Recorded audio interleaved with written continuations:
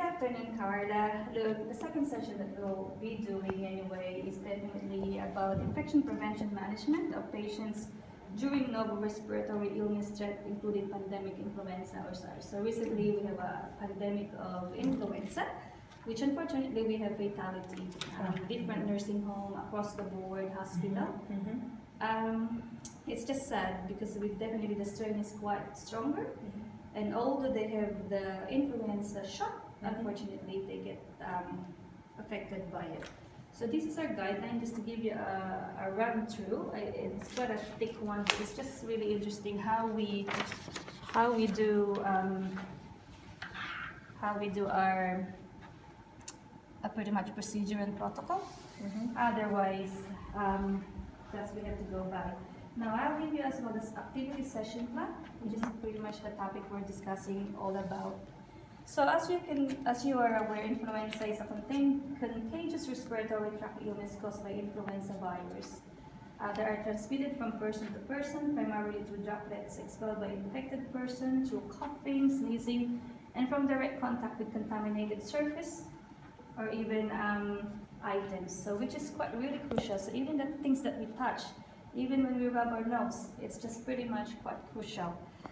So the aim and purpose of this education is to ensure that early detection and proper implementation of pretty much contact precautions, infection prevention is pretty much put in place together.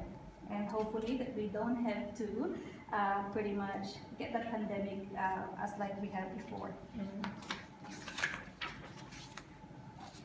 So pretty much it's the same as what we did a while ago. We still have to show you with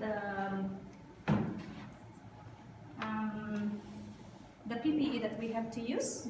Unfortunately with this one, and that's why we need to be more vigilant with this one, is a different type of mask that we use. So you still use the gloves, you still do the apron, the water resistant, the goggles, and definitely with influenza we're using a different mask.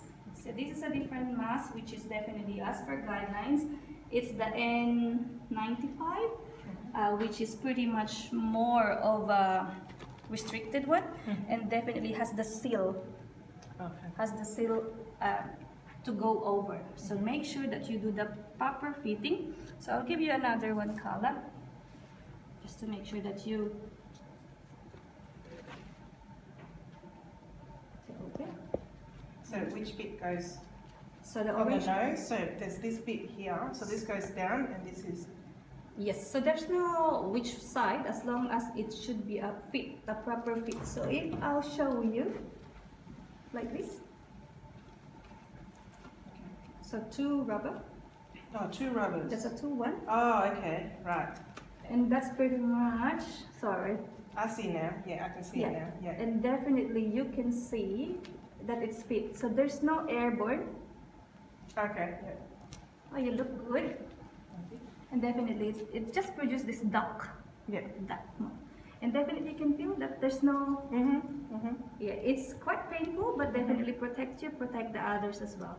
So that's quite a good and interesting. Still, you have your gloves, you have your mask, you have your gowns and the thing. But this is a very important to know that if it's the pandemic, such as influenza and SARS, we have to use a different mask. Do they still go into the same means? We normally have a yellow bean, definitely. Okay. So definitely this person is isolated.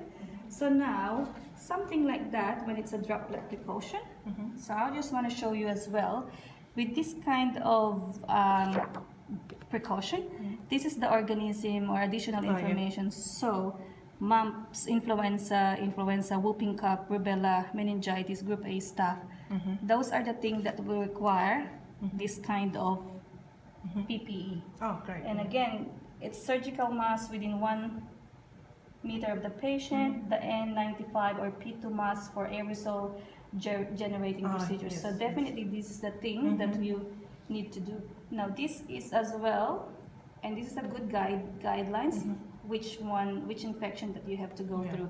This one goes as well in front of the door, entering the resident or patient's door. This is to pretty much advocate for the relatives as well, but definitely it's a risk. Yeah. This is a risky thing for them to go in.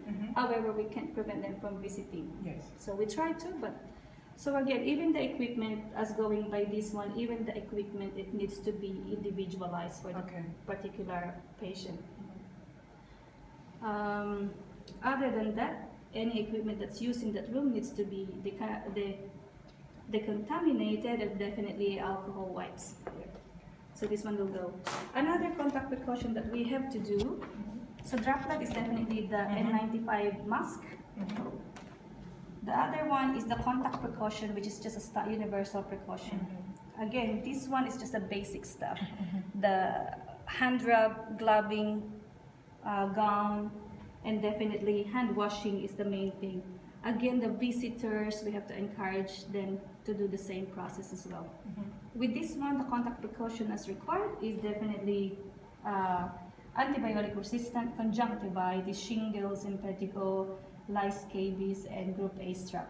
So this one is really quite a good thing to get in your workplace, in our organization, where we can call the infection control people and they can definitely liaise with us which part and which kind of infection we have to go through. And definitely it's just a really good understanding the proper way of using PPE as per different infection that we have. Is there any question, Carla? No, I think everything's clear. I will make sure that I will go through these guidelines that you've sent me, and I'll also become familiar with the procedures, precaution procedures. Yeah, and we have a folder anyway in the office, so Yeah. just get, so definitely, gastroenteritis is different from other things. Yeah. Otherwise, any infection there, we can definitely ring our infection control department at the Alfred. Thank you very much. Thank you.